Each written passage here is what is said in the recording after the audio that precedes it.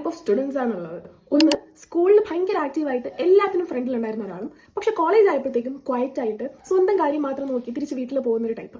രണ്ടാമത്തെ കാറ്റഗറി വന്നിട്ട് സ്കൂളിൽ ഭയങ്കര ക്വയറ്റ് ആയിട്ട് പക്ഷെ കോളേജിൽ കയറിയപ്പോഴത്തേക്കും എല്ലാത്തിലും നല്ല ആക്റ്റീവായിട്ട് ഒരു കംപ്ലീറ്റ് ക്യാരക്ടർ സ്വിച്ച് വന്ന ഒരാൾക്കാരുണ്ടാവും. മൂന്നാമത് വന്നിട്ട് സ്കൂളിലായാലും കോളേജിലായാലും നല്ല ക്വയറ്റ് ആയിട്ട് വരിക, പഠിക്കുക, തിരിച്ചു പോവുക, അങ്ങനെയുള്ളൊരു കാര്യം. ഫോർത്ത് കാറ്റഗറി വന്നിട്ട് സ്കൂളിലാണെങ്കിലും ശരി കോളേജിലാണെങ്കിലും ശരി എപ്പോഴും ആ ഒരു പോപ്പുലർ കൈൻഡ് ഓഫ് വൈബ്രേറ്റ് ചെയ്യുന്ന കുറച്ച് ആൾക്കാർ. സോ നിങ്ങൾ ഇതിൽ ഏതൊരു വൈബിൽ ഒരു കാറ്റഗറിയിൽ പെട്ട ആൾക്കാരാണെന്ന് പ്ലീസ് ഡു കമന്റ്. ആൻഡ് എങ്ങനെയാണ് അതായതെന്നും എനിക്ക് അറിഞ്ഞാൽ കൊള്ളാം. ഞാൻ വന്നിട്ട് ഫസ്റ്റ് കാറ്റഗറിയാണ്. ഞാൻ സ്കൂളിൽ നല്ല ഒരുവിധം ആക്റ്റീവായിട്ടും എല്ലാ ഇവന്റ്സിനും ഫ്രണ്ടിലുണ്ടായിരുന്ന ഒരാളാണ്. പക്ഷെ കോളേജ് ആയപ്പോഴത്തേക്കും മൊത്തത്തിൽ ഒരു ക്യാരക്ടർ സ്വിച്ച് തന്നെ ഉണ്ടായി. ഇവന്റ്സിലൊന്നും വല്ലാണ്ട് കയറി ഇൻവോൾവ് ആവാനൊന്നും നിൽക്കാത്ത ഒരു പേഴ്സണാലിറ്റിയിലേക്ക് മാറി.